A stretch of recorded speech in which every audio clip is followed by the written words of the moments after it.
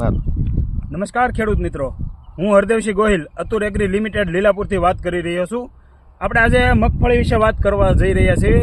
ત્યારે વાત કરીએ મગફળીની, તો મગફળીની અંદર હાલ રોગમાં અત્યારે ઈયળનું પ્રમાણ વધુ છે. ત્યાર પછી એની અંદર સુકારો આવ્યો છે અને જમીનજન્ય રોગમાં ગણવીએ તો લીલી અને કાળા કલરની ફૂગ આવેલી છે.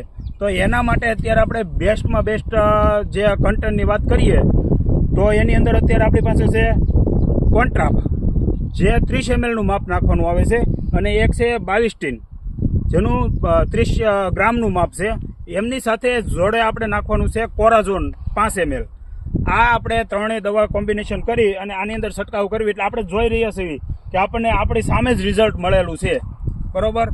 અને આના વિશે વધુ કાંઈ માહિતી તમારે જોતી હોય તો આપણા ઓફિશિયલ જે નંબર છે એની અંદર કોલ કરી અને તમે માહિતી મેળવી શકશો.